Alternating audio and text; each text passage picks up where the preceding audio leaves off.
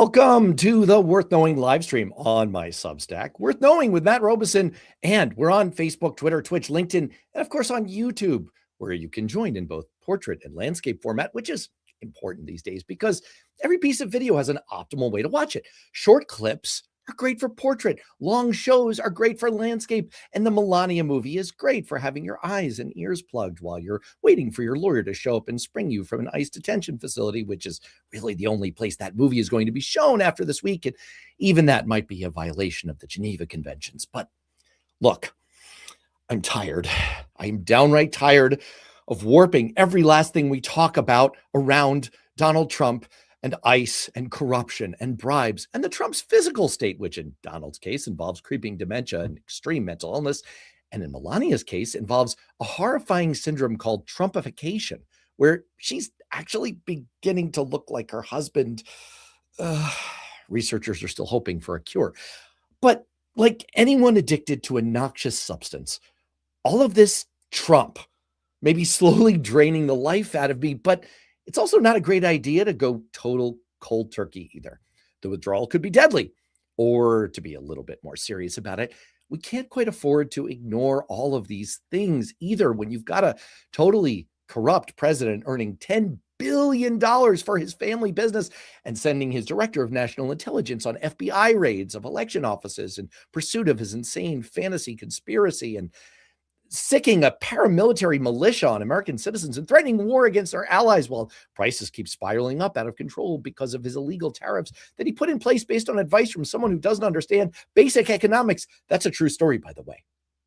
You can't just ignore all of that either. So today, I want to do a little bit of both things. I want to give the focus to the president's corruption and insanity and lawlessness that it deserves, but I don't want to just get stuck there either. I'd like to talk about some policy ideas. I'd even like to think a little bit more broadly about what we can do to get out of this deeply sick and broken point, this absolute pit of political putrescence that we've thrown ourselves into. So to do that, to get our dose of Trump and wean ourselves onto healthier mental terrain, I'm really pleased to welcome back our political methadone of the day, my former longtime colleague from our Capitol Hill staff days together, an economic policy expert, the author of Poverty for Profit, How Corporations Get Rich Off of America's Poor, and currently serving as a senior editor at Washington Monthly, and Kim. Hello, Matt. How are you? I'm excellent. It's great to see you back. And I should give the disclaimer up front that while you are a senior editor at Washington Monthly, you are appearing to us as yourself. These are your opinions only.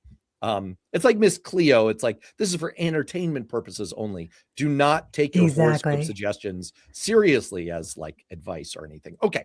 All right.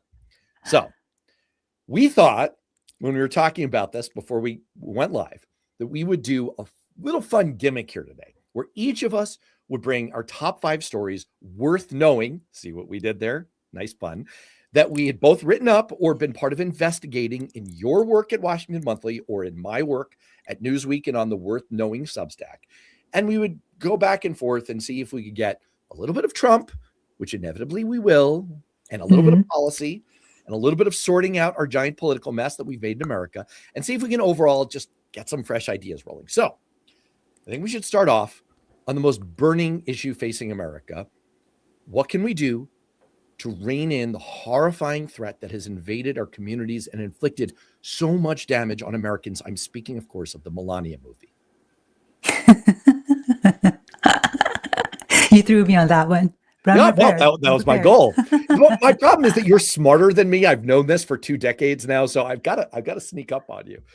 Can we stop the Melania movie? It's like, it's not doing great, but like still, I mean, can it be banned? Well, I mean, so it did outperform expectations, and that was a very low bar, right? So it got $7 million, which made it the most watched documentary in however long, which is kind of sad. We should all be watching documentaries, just not this one. I'm pretty convinced, though, that a large part of that audience was probably paid to be there by Republican clubs that are having watch parties for that kind of thing, because the reviews have been absolutely savage. And, both of us have been collecting our favorites. So, Matt, if you want to start with your favorite, and I'll share my favorite review. Um, I, I, you go first. I just want to point out that I love shouting out what people are saying in the chat. I love interacting with people. First of all, it confirms that we are live. Second of all, it confirms that we're not AI bots. Third of all, it's just hilarious. Pussyfoot Production 775 says, "You are our white savior." Is that me or you? I'm not sure. Is it maybe Melania? I'm not sure. What was your favorite Melania review? Okay. What Well, I do want review to point did out. you like best? Yeah. You go Yeah, yeah, first. yeah. So I do want to point out that the Melania movie currently has a 6% Rotten Tomatoes at the moment Oh, and one nice. star on Letterboxd if you look at either of those. Now, the only positive review I saw on Rotten Tomatoes was from the Epic Times, which we all know is kind of a front for whatever. Oh, hey, Jim. Thank you. Appreciate the welcome back. Um, so the best review on Letterboxd is the one that has like 8,000 likes. If they showed this on a plane, people would still walk out. And I thought that. Ditto for a submarine. Yes, and Cynthia Rice has it. The melanoma movie is a money laundering opportunity. Everything is a money laundering opportunity if you're Donald Trump. All right. Yeah, yeah. Just as a reminder, $40 million to get the rights for the movie. 28 million of it which went to Melania directly.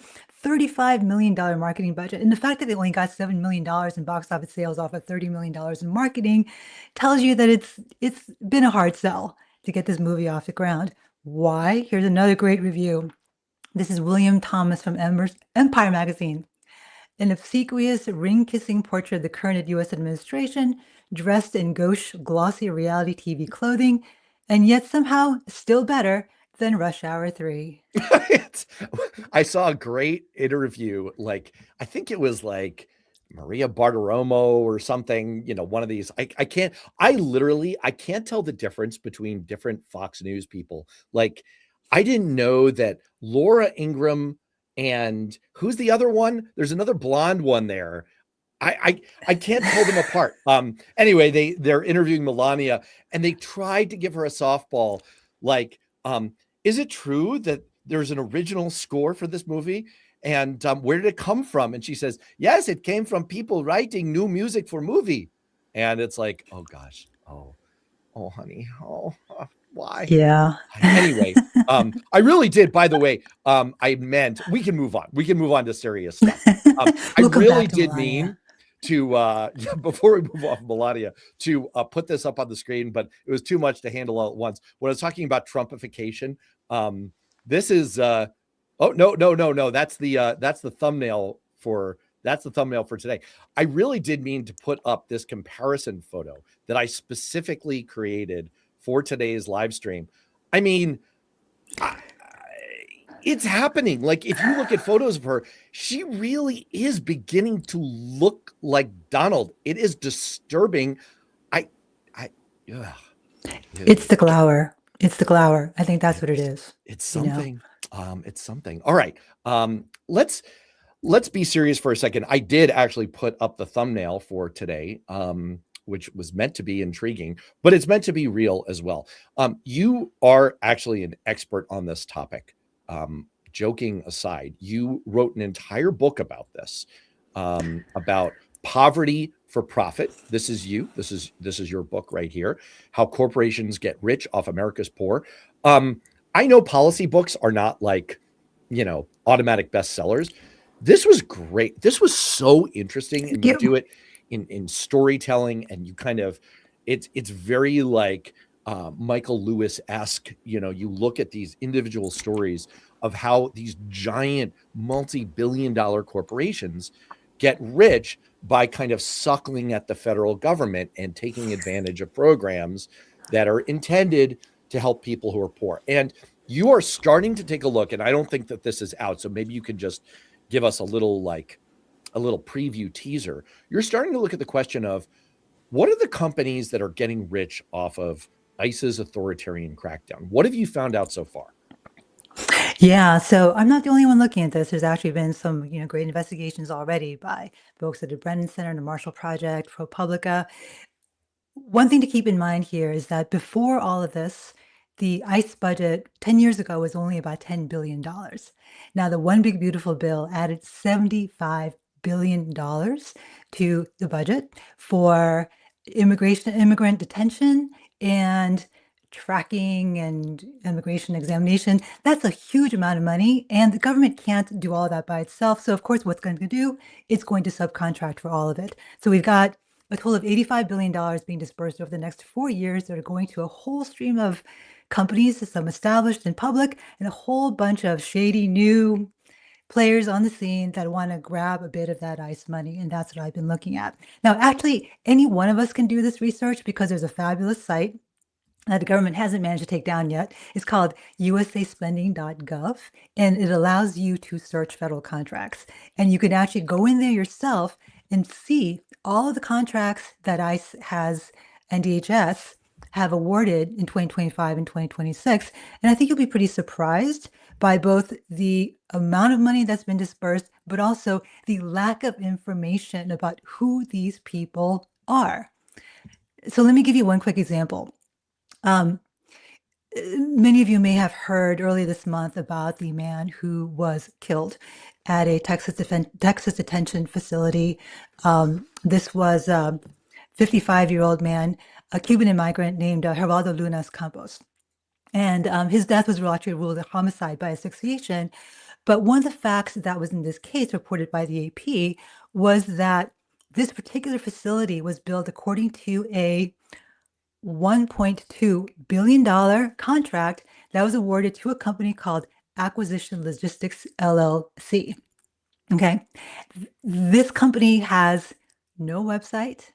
The registered address is a house in suburban Virginia that's owned by a 77-year-old retired Navy flight officer. That's it. That's all we know. You can try to Google them. You have no idea. But somehow that guy has a $1.2 billion contract to build a detention facility in Texas. And that's just one of lots of examples of this kind of contracting, subcontracting, profiteering that's happening with zero accountability for all this money. I don't want to step on your forthcoming work on this. And so I'm not going to like put you to the question of, and by the way, MJ, it's just, I know this is a little trollish from MJ, but it's just so funny. I just had to put it up on the screen, but I'm not going to repeat it out loud. I'm not going to put you to the question of really going through all of your emerging research on this, but I would love to see, this is not the kind of situation like with the Jimmy Kimmel cancellation, attempted cancellation, strong arming from the FCC, where we could do perhaps a mass protest, a mass boycott, for example, of these companies, because it's not like they're making consumer products, but there should be tools from our elected representatives through the appropriations process. We're seeing Democrats actually leveraging the appropriations process right now to put pressure on reining in ICE. They can do the same thing when it comes to awarding federal contracts. They can actually put prohibitions in place. You will not give money to these companies. I would love to see the translation of your investigation go right into congressional action on blacklisting these companies. If you're profiting off of Donald Trump's authoritarian crackdown on America through ICE, you should be absolutely blacklisted. That is my 2 cents. I'm not sure that's your intended use case for your work, but that's what I would like to see. Well, I mean, transparency even would be a start. We don't even have to go as far as blacklisting. People have a right to make a living, right? But you at least have to, if you're using taxpayer dollars, tell people how much you're getting. What are you doing with this money? Who are you? So as an example, there's another company called Metro IBR that I found. They got a $30 million contract for, quote, immigration examination fees. Now, if you go look up Metro IBR, you will not find a single picture of a CEO. There's no listing of their staff. You don't even know where they're located. They have these AI generated stock images on their website. Who are these people? And that's true for a lot of these little tiny contractors that are getting 30 million here, 20 million there. Or in the case of some of these public companies like Geo Group and Core Civic, where the two largest prison companies in America, literally billions of dollars in contracts. And I have to, on this transparency point, remember Trump wants to allow public companies not to have to report quarterly. So the consequence of that for a company like Geo Group or CoreCivic is that they can operate basically in secret also. And that shouldn't be allowed either.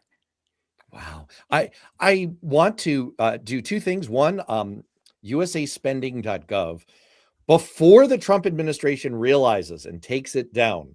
Um, like you're an expert at this, you do this professionally. And so I trust us in your hands, but I also urge people, do your own research. Right now in the chats, there are an awful lot of people having, let's just say, colorful and heated conversations, including a lot of pro-Trump people and pro-Trump bots and pro-Trump trolls and etc., which is fine. If you, as always, the rule here is if you're pro-Trump, great, you are welcome. Make your comments, make your case, make an argument. I'm all for it. Like, I'll pop it up on the screen. I'm not going to put straight up trolling on the screen unless it's hilarious, like the Dark Magician 123 looking at the two of us and saying, Asians teaming up with whites again, I see. Yes, that is the magic combination that always works 100% of the time. Asians and whites. Thanks. You Whoever actually you are. once accused me offline of secretly being an Asian lady. And that is possible. So this might not be an Asians and whites teaming up situation. I'm just saying. But back to the point. I do want to encourage people, look this up for yourself. The more of this kind of deep dive work and exposure that we can get, the better. I think you are going to have an absolute blockbuster here with this look you're doing. I want to get to the bottom of who is getting even that like $30 million contract. $30 million is a lot of fucking money. That is a lot of money to do. What was it? Processing bullshit. What is it going for? What are they making Immigration this money for? examination fees, And look, Immigration even if you are a examination Trump fees. supporter, even if you are a Trump supporter, that $30 million is going to this mystery company where the CEO is invisible to you. You want to know if that money is actually doing what you're paying your taxpayer dollars to do. It behooves all of us, whatever side of the aisle you're on, to make sure that this money is going toward what Congress wanted it to go toward. Well, and again, I'm plugging. I'm shamelessly plugging your book here, but I appreciate this it. is exactly what you did in your book. You actually went and said, like, well, we're spending $1 billion. I'll pick on, I don't know, Maximus here. Like, we're spending $1 billion here on this company. What are they doing with that money? What are we getting for it? Are we getting good value for it? Are we getting, in the case that you're outlining here, anything for it? Like, what are they actually doing with it? And I'll tell you right here and now, I'm going to commit to sending a little transcript here to our previous guest, Jamie Raskin, on the Oversight Committee. And I'm going to say, like, look, man, very first thing you do when we take back the House in the fall, I want a deep dive on where the fuck all this money is going. All right.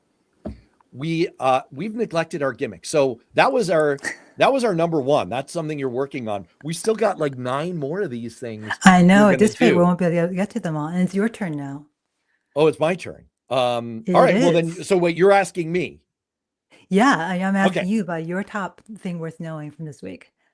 Oh, from this week. Oh, I gotta choose. I gotta like call my own play here. Well, You let's know, go to the big one then. Let's go to the big one about politics, right? And what it's going to take for the Democratic Party if it wants to regain power. okay.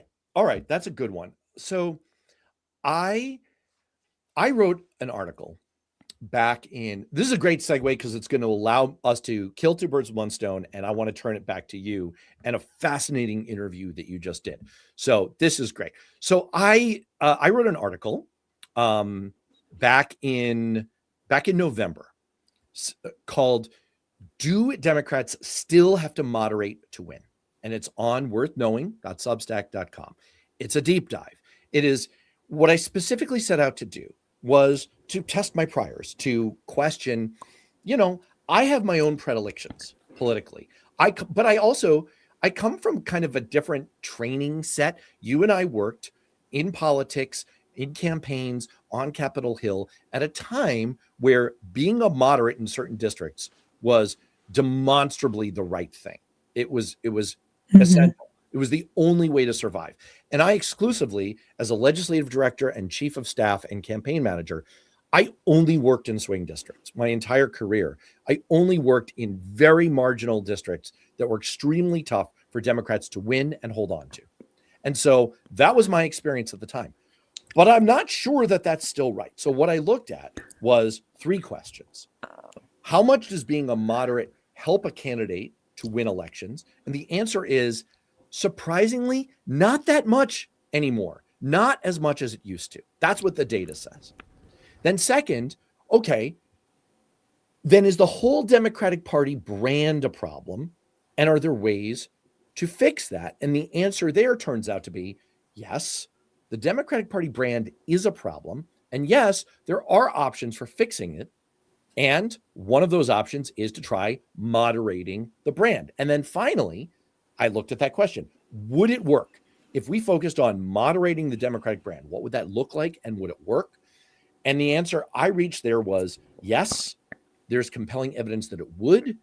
And it doesn't mean we have to continue a civil war between moderates and progressives. Now, okay, that's my setup here. The reason I think this is relevant right now is that in the last week, we've seen a turn in polling data that's really profound.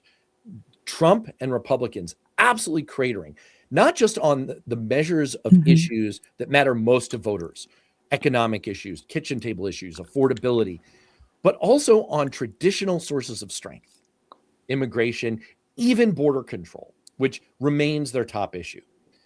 And yet, while Democrats are ahead on the generic ballot, it's not like we're crushing Republicans right now. We're still at a place Right. where we should be absolutely lapping these idiots, and we're not. And the question is why? And I think it comes back to brand, and that's where I'm going to turn it around to you. This will be number 3 because you just did a fascinating interview with strategist Simon Bazelon. Am I pronouncing Simon's Yeah, last name Baseline. correctly? Yeah. Yeah. Bazelon. This is on Washington Monthly. The title is "Tough Medicine for Democrats: Too Liberal and Out of Touch." Walk me through what you found out in talking to Simon. Yeah, so Simon works for Welcome Pack, and they did a lot of testing of the Democratic brand. And probably the most important number that they came out of there was that 70% of Americans think that Democrats are out of touch and too liberal. And in fact, the Democratic brand is worse on that measure than Republicans are, as far as people think that Republicans are too extreme, for instance. So, and the perception of Democrats as too liberal has increased over time as well, which means that our branding problems are getting worse and worse. Now, Simon agrees with you, Matt, and I highly recommend that everyone read your piece, by the way. The deep dive was amazing. It was Thank completely you. well researched, well written, and you were fair. That's the other thing. I mean, you're a moderate, but you were fair, you were pragmatic. So, highly recommend that everybody take a look at this piece and weigh in too. But Simon's definition of moderate is, I'm not sure that you and I would agree with it. Maybe that moderate means popular with the public. And Mm, so yeah, so it's a really interesting definition that was very poll driven. So one of the things that they found was that Democrats were perceived to be too concerned about issues that don't have relevance to ordinary Americans. So for instance, on DEI being a classic example of that, right? Or being overly concerned with race or poverty or gender, things like that, when people really, really, really care about affordability. I think he has a point that Democrats need to talk more about affordability and the things that would help make life more affordable.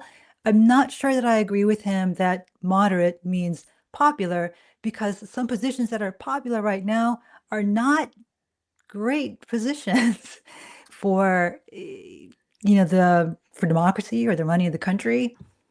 yeah, it's an absolutely fascinating exchange that you have with him on this point. And I really do commend the article to everyone. Again, the title, it's on Washington Monthly, "Tough Medicine for Democrats: Too Liberal and Out of Touch."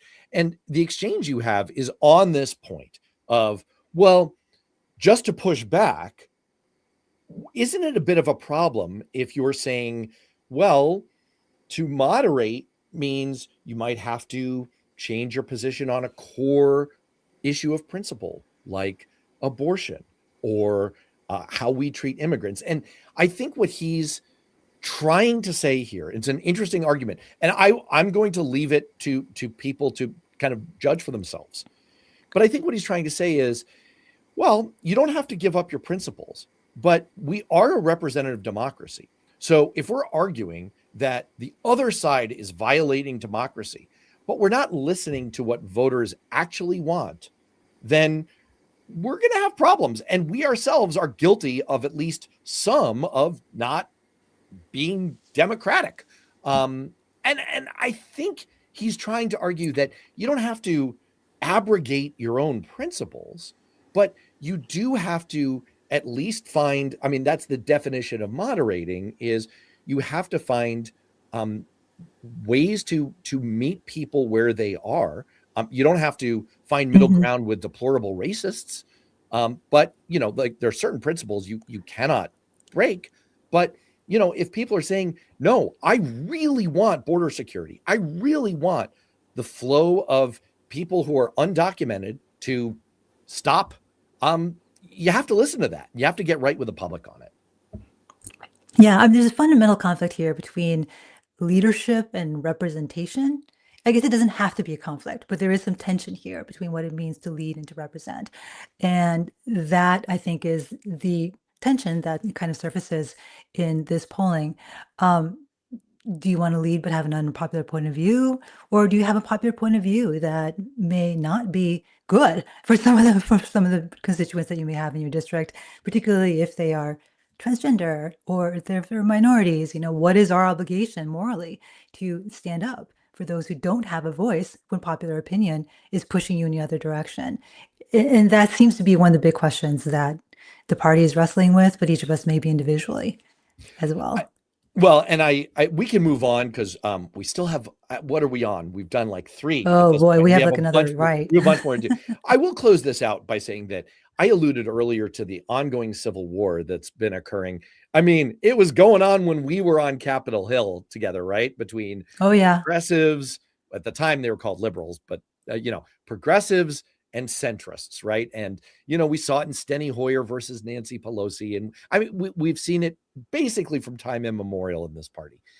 Um, I do think Simon has a point though, in that there is a brand problem. I think we can agree on that. There Mhm. is a brand Mhm. problem, and it's the chart that I showed before of increasing numbers of voters just see the Democratic Party as being out of touch and too liberal, and that's why we're not making greater headway against a demonstrably authoritarian, obnoxiously, outrageously corrupt Republican Party under Donald Trump. And you can see it. I'll splash up this graph from your article. You can see it in there is a brand problem with a perception of Democrats as being too liberal. Now, look, for people who are in the chats who consider themselves progressive, who like the squad, like the Progressive Caucus, I am not here to shit on other Democrats. Believe me, I am all for it. The only way we win is by all being in this together, right? I'm not trying to fire shots. I'm just saying that there is a brand problem here that's being fueled by putting out progressive slogans and policies that are landing with voters and that they think renders the Democratic Party as out of touch. So we need to figure out a better way to communicate what we're about, and we may need to consider some compromises on some of these positions.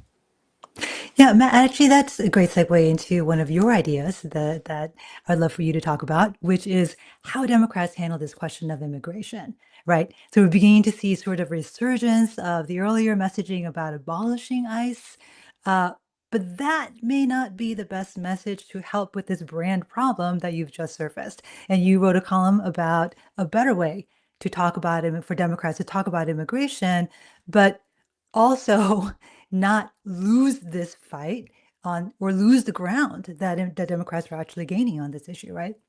Yeah, that's right. A few weeks ago, I wrote an article on Worth Knowing called "Can Anything Be Done to Rein in This Violent Authoritarian ICE?" Oh, I can even look at me. I'm so modern. I can splash it up on the screen. Look at that. Boom.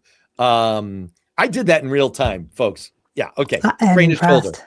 Pat myself on the back. And look, there are parts of it that changed almost immediately. And I did a couple of shows with our old friend Ryan McConaughey about this, the fact that over the course of a week, some of the politics of this changed really fast. I had advised in that article, let's not try to use the Homeland Security appropriations lever. It won't work. It's not where Americans are at politically. And it's not going to turn off the spigot of money, the $75 billion in the one big, beautiful bill that you alluded to earlier. It's going to do nothing. Things radically changed after the murder of Alex Preddy. And I think Yeah. on that point, I'm happy that Democrats have kind of drawn a line there, and it's worked out. They've threaded that needle so far pretty well. But the rest of my larger point, I do think continues to stand, which is we've seen it demonstrated pretty clearly that moving all the way to a defund ICE, abolish ICE position will backfire. It will boomerang on us. And far harder for Republicans to fend off is a laser focused position that could actually work on reining them in. Body cameras, which Kristi Noem just agreed to. She Mhm. just said all ICE agents are going to have to wear body cameras. Now, they'll probably take like 12 years to roll that out, and they'll mysteriously be turned off every time, like they're out of doors. But still, It's a that is concession. one thing we are pushing for. Taking the masks off, clear identification, operating only with warrants. Fucking Eric Schmidt, which is actually his legal title. He's a U.S. Senator, believe it or not, a Republican, actually called Democrats' positions on these things insane. I would like to see him defend that point. How is it insane that you can't have, armed to the teeth shock troops breaking into people's homes without warrants? What about legal warrants? We fought a war of independence over this. You might remember it, right?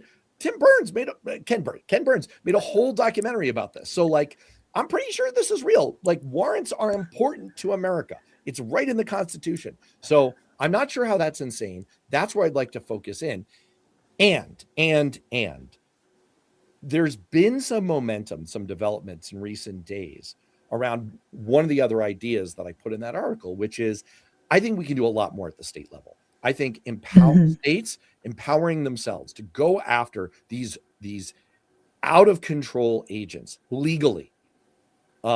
That's a real thing that can really put sand in the gears. And in fact, I'll splash it up on the screen. There was a legal analysis in the New York Times. Here it nope.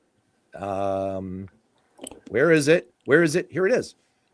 There was a legal analysis over the weekend in the New York Times about a 1987 law review article that showed that actually states can, under the Constitution, pass laws to allow citizens to sue rogue federal agents civilly and hold them Mhm. liable for illegal actions. And that seems like a powerful tool to incentivize these people, to put a little bit of fear in them. So that was my whole thing is let's be focused and smart about this.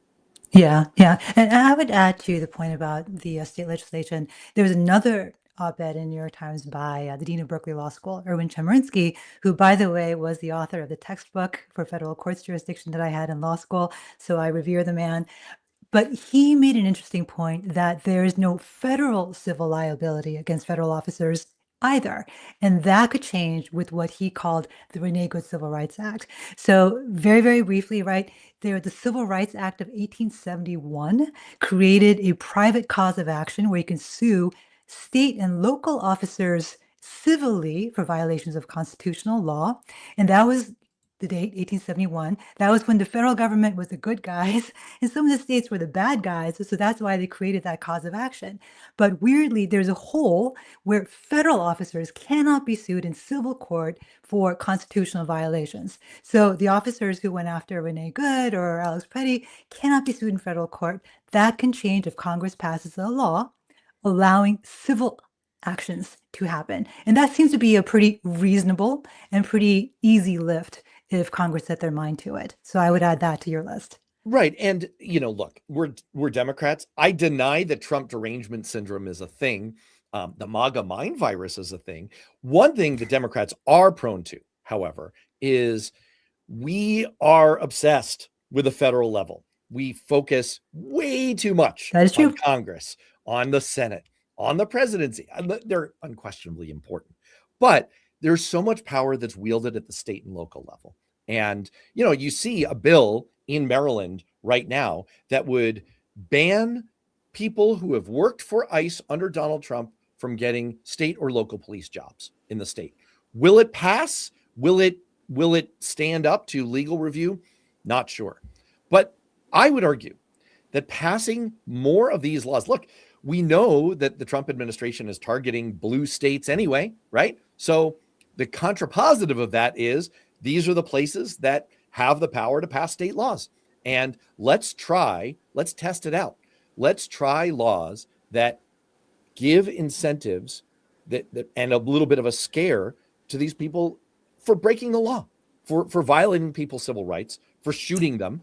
And we have the power at the state level to do it. So let's do it.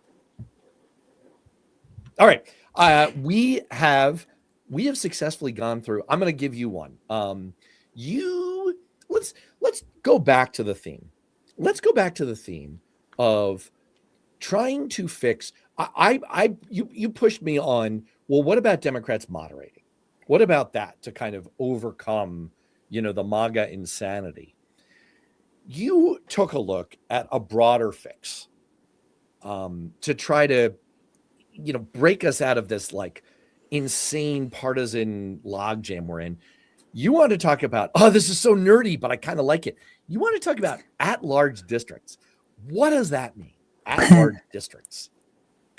Now, everybody actually is familiar with an at-large council member or an at-large school board member, right? So council members, they represent little swaths of the city or a little part of the school district, but the at-large member represents the entire district or the entire city.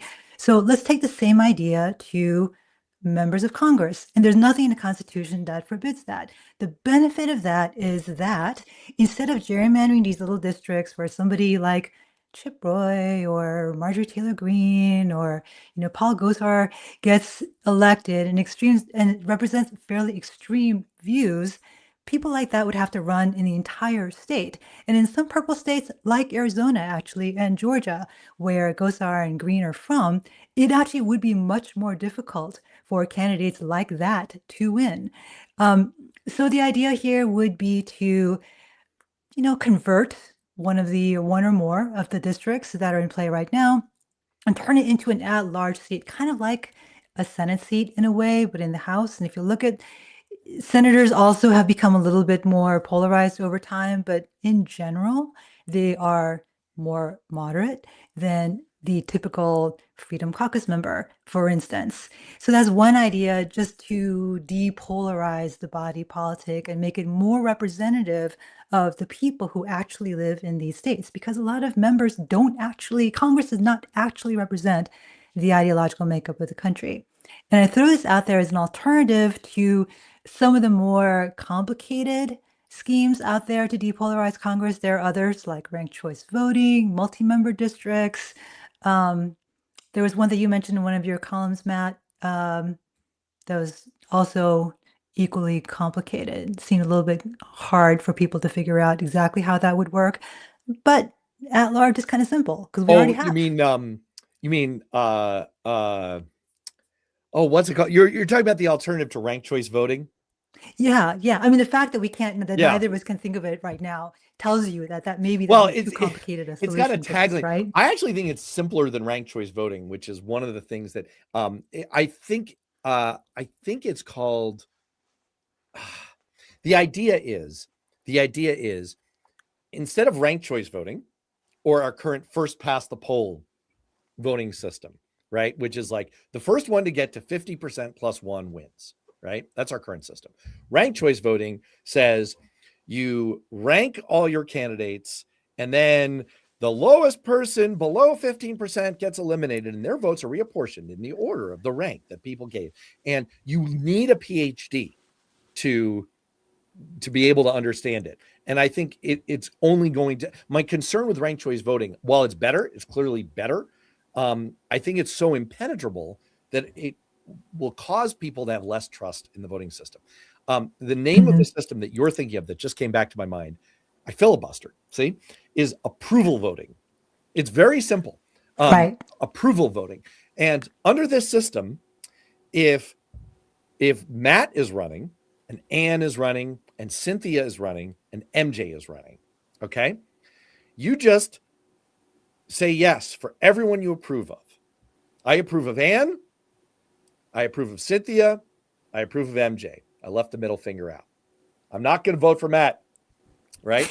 And now the person with the most yeses wins. You achieve more or less the same results mathematically. Just trust the math on this that you do with ranked choice voting, but it's really simple. Everyone that you're cool with, you say yes to. Everyone you're not cool with, you don't. And it eliminates the spoilers. It eliminates like, I'm cool with Cynthia. See, Cynthia wins. I'm cool with, so let's say we're back in the, the 2020 primary, right? I'm cool with Pete Buttigieg. I'm cool with Joe Biden.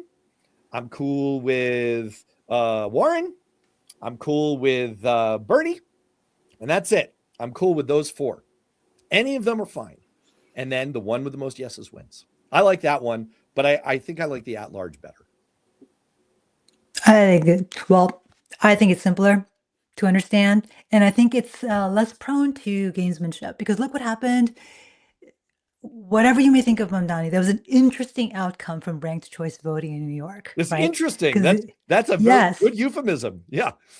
There was a coalition of folks, right, who used the ranked choice voting system to propel their own to the top and get rid of the moderate person.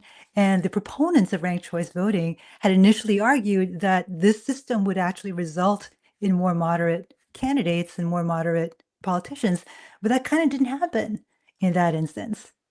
Yeah, So right. Well, what would be really interesting would be a combination of at-large districts and approval voting or choice voting, because then, what I think would be revealed is that most Americans are not that ideological. And this was a new piece from G. Elliott Morris. I have to get him on the show and ask him, first of all, do you like to be called G? Like, what up, G? Is that what or does he want to just be called Elliott? I'm not clear.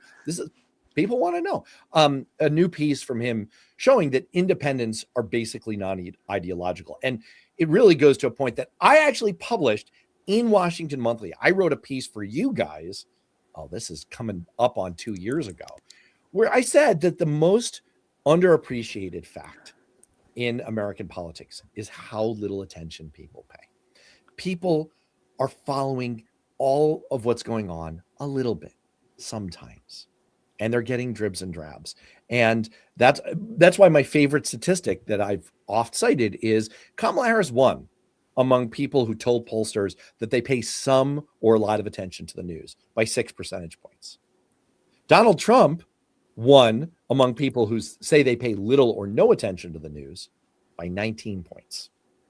And that's the whole story of what's happening right now. And it goes back to this perception in your Simon Bazelon interview that Democrats are too liberal and out of touch. It doesn't matter if deep down we say, no, we're not. Like, we don't believe, the defund ICE, like open borders stuff, whatever it is.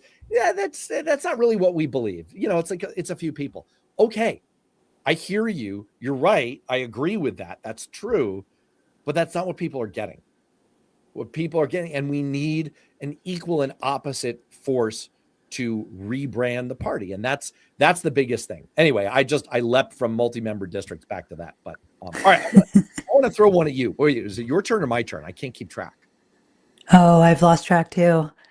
Let me throw one at you. What about freaking super PACs? There was a whole bunch of this is these days because the biggest super PACs, like the biggest fundraising figures, are coming out of. There's an AI super PAC. There's a crypto super PAC. There's a Trump super PAC. There's something like $375 million sitting in Right. this constellation of evil incorporated super PACs, that are all like crypto and dirty money and in bed with MAGA, and it's really bad. So you have done some work on this, and Larry Lessig at Harvard has done a ton of work. He's a former guest on this show. What have you been working on in terms of getting rid of these fucking super PACs? Yeah, so actually, all the work that I did was talk to Larry Lessig, who has a really cool strategy, actually, that I think may actually win in front of the Supreme Court to regulate super PACs. And if Larry's been on your show, he's probably talked about this to you as well, but just for the benefit of those who are new to Yes, he this, explained it to me, but it's a teeny tiny bit complicated. So you should explain it because you'll explain it better. well, so campaign and finance advocates have long believed that the way to get rid of super PACs is to overturn Citizens United. Now, that was a Supreme Court case that ruled that, corporations can spend however much money they want and it's protected speech. Now, the distinction that Larry and his group have come up with is that expenditures are one thing, but contributions are something different. So it was not Citizens United, but actually a DC Circuit Court of Appeals case called Speech Now that extended Citizens United and its prohibition on expenditures to contributions as well, and said, oh, well, Citizens United says you can't limit expenditures, therefore we can't limit contributions to super PACs either. But Larry argues that the reasoning was flawed. Now, Citizens United was based upon the premise that that expenditures by super PACs are not directly related to coordination with a candidate, i.e., corruption. Right. So Now, it money is is speech. So you can spend whatever you want whatever you want. on political advocacy. That's Mm. the core thing. But that's not the same as contributions. That's not the same thing as contributions because now there's plenty of factual evidence that contributions are actually directly related to corruption. Case in point, Bob Menendez. He was actually indicted because of promises to do X, Y, and Z if people contributed to his super PAC. MAGA Inc., that $375 million right before the inauguration, I think, when Trump was talking about to oil executives, give me the money and I will do whatever for you. And he solicited the contributions to his super PAC, right? So there's plenty of factual um, evidence to back up to take down the DC Circuit's reasoning that corruption and contributions to super PACs are not related. Now, there is a case that is pending. There is a referendum in Maine to regulate super PAC contributions that was struck down by district court, and it is before the First Circuit Court of Appeals right now. And there's this constellation of amazing legal minds that are making this argument that the DC Circuit Court case in Speech Now is wrongly decided. And if the Supreme Court goes along with this reasoning, what we'll have is the ability to regulate contributions to super PACs without overturning Citizens United. The Supreme Court does not have to renege on its own precedent. It can just apply that precedent in a different way. And they've got a lot of conservative legal scholars who are on board with this, and it could really kill super PACs. Really, really hoping that this happens before 2028. It would be amazing. It would be absolutely amazing. Now, I, as always, and I talked to Lessig a little bit about this. I mean, with anything, there are going to be unintended consequences. There are going to be things you can't foresee. There will be workarounds eventually, right? You pass Sure. any new tax law, some clever tax accountant's going to figure out, I've got a billionaire client. Like, he doesn't really have to pay the fucking tax, right? So, like, it's the same thing with this kind of regulation. They're going to find ways around it. But just throwing a huge mountain of sand in these gears would be absolutely amazing. And I commend it to people. I hope they'll check it out. It's interesting and important. All right. Whose turn is it? Your turn. It is You're your up. turn. Oh, Yeah, it's it my is your turn. turn. No, it's your turn. Yeah. And let's see. So One of the things that I'm seeing in the comments, people are talking about, well, Democrats haven't offered anything that would help people's lives. But it's not like Republicans really have either. And you had a column very recently about the kind of BS-y healthcare plans, healthcare ideas that the Republicans have been offering. And you make the argument that these ideas will actually have a negative impact on affordability and a negative impact, very damaging impact actually on people's ability to afford healthcare. And in particular, the great healthcare plan with its ideas of cash to people to buy healthcare directly, you absolutely deride. And I'd love for you to explain why. So, I do a show on Fridays, and I want to address several things. Since you made reference to the comments, I've noticed that the stream of comments has slowed down, and that happens to correlate with the fact that I haven't been putting as many of them up on the screen. Part of the reason for that is that there has been, as I alluded to earlier, a vibrant back and forth. You might call it a bit of a flame war between various sides. Some of the people on the MAGA side may or may not be real people. I know that the people on the non-MAGA side are real people because I interact with them. So that has been going on, and I've made the decision not to put that up on the screen because I just don't think the back and forth is super interesting up on the screen, even though I would like to say that I really, really, really appreciate it, because one of the things that this is doing is it's drawing in lots and lots of MAGAs. Even if they're bots, we're getting amazing viewership statistics out of this. And thank you. I really appreciate it. See, MJ says that's why she stays in this chat. No trolls. And Philip is getting us back to your point, which is I pay nothing for healthcare in Australia. That sounds amazing. What happened was the ACA subsidies that were passed as part of, it was a COVID workaround when people were really having difficulty affording the plans under the Affordable Care Act. And so we extended these enhanced subsidies to increase affordability. On Fridays, I do a show with a Republican called Political Rehab. We agree on the important things. We disagree very affably about a whole bunch of things.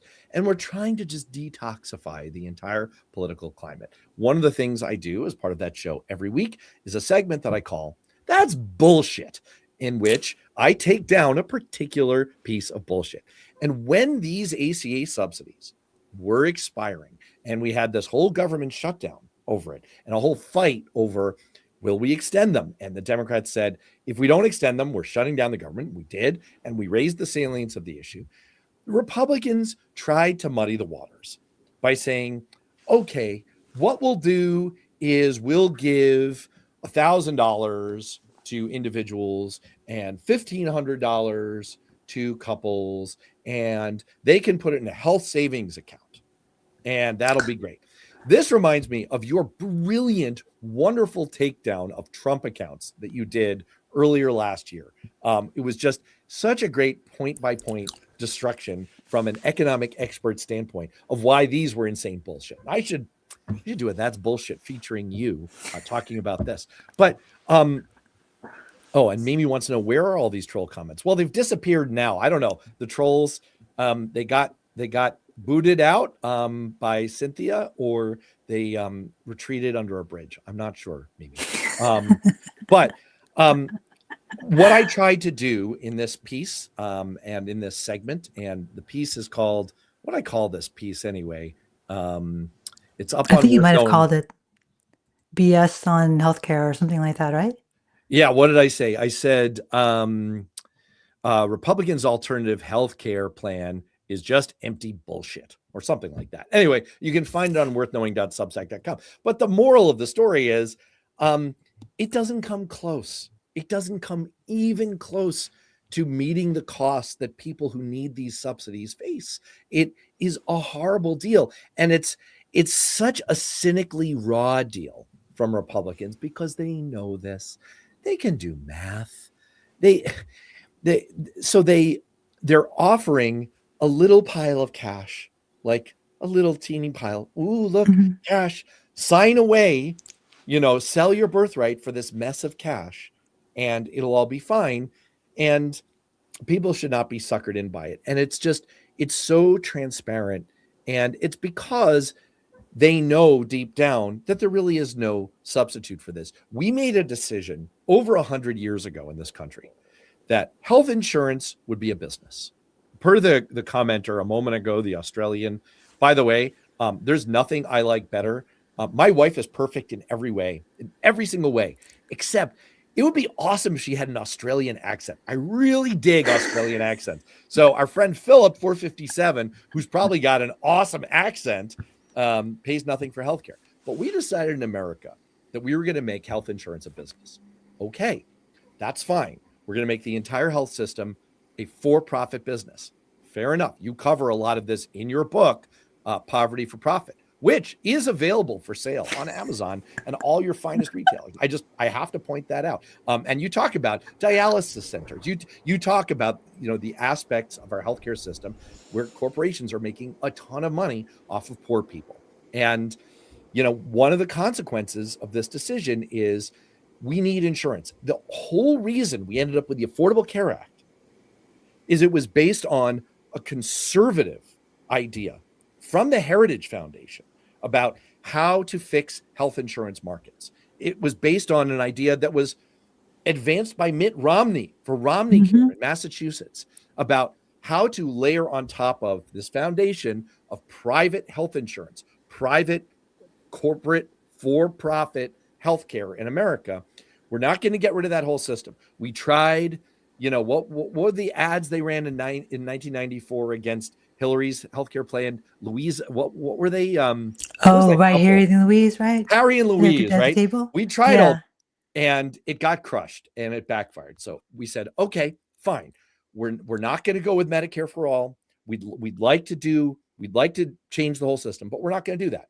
We're going to build on a foundation of the system we have, and we're going to try to subsidize it, make it affordable. We're going to mandate that health insurance companies have to cover some things. They can't drum you out for pre-existing conditions.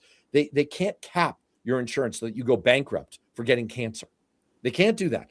But in exchange, we're going to really heavily incentivize, almost force, but we're incentivizing because it's through tax policy. We're heavily incentivizing everyone in. So you won't be as profitable on people with cancer, but you're going to have a lot more customers, health insurance companies. So it's all going to work for you. But in order to make it work, we had to subsidize the system. And what Republicans are saying is, nah, fuck all that. Instead, we're going to give you a mess of pottage. We'll give you $1,000. Just go for that instead. And it is bullshit. That was the whole point of that article. Yeah. Now, I mean, even for one fact shows it's bullshit. Even for people with insurance, out-of-pocket costs are over $4,000 a year.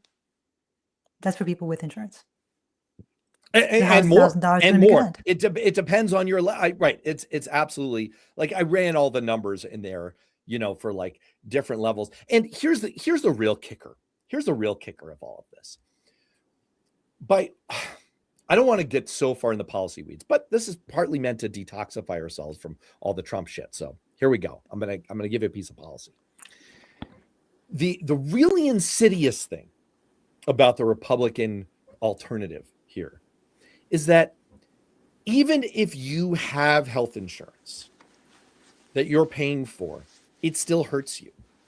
Even if you don't rely on the insurance subsidies, because the people who would take the alternative, who would take the little stack of cash, it's a cherry picking problem. They are the people who are likely to be younger, healthier, and more likely to say, well, I don't need this. I don't need the insurance. I don't need the subsidies. And when you remove healthier people from the pool, what happens? The remaining pool is on average older, like me, and sicker, hopefully not like me, right?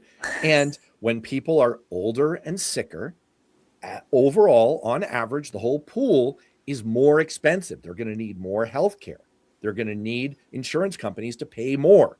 That means they need to raise premiums. So by offering this, it's undermining the entire health insurance market and fucking everyone else who relies on these health insurance markets. It is like a double whammy against everyone who's in health insurance marketplaces. And it is absolute bullshit. All right.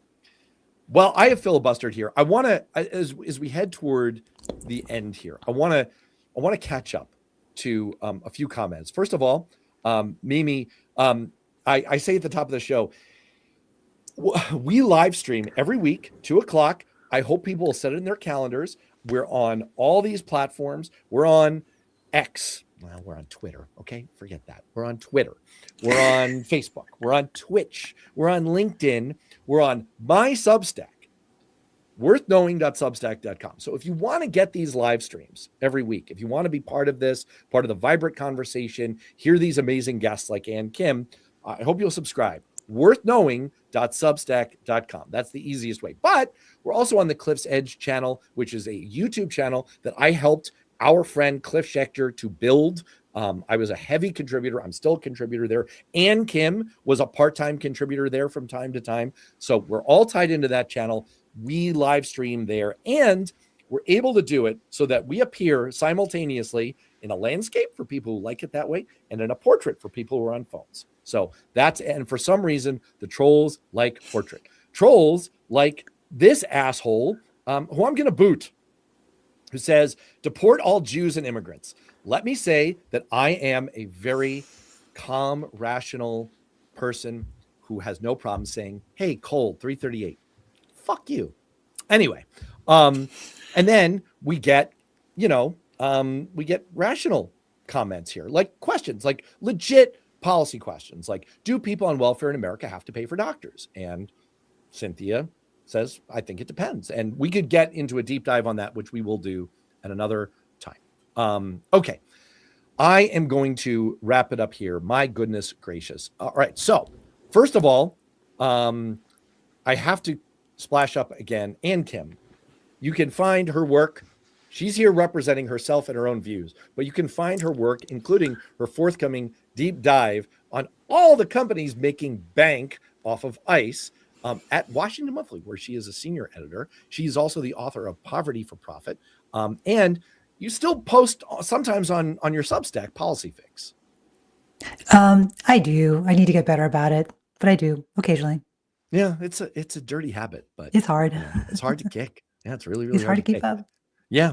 And I am Matt Robeson, my Substack, worthknowing.substack.com. You can see it right under my name. All right. And thank you so much for coming back. This is refreshing. Thank you. I really feel like we didn't just fall into the Trump vortex. Like we covered a lot of ground. No, we figured out some ways to get out of it, as a matter of fact. Yeah. So.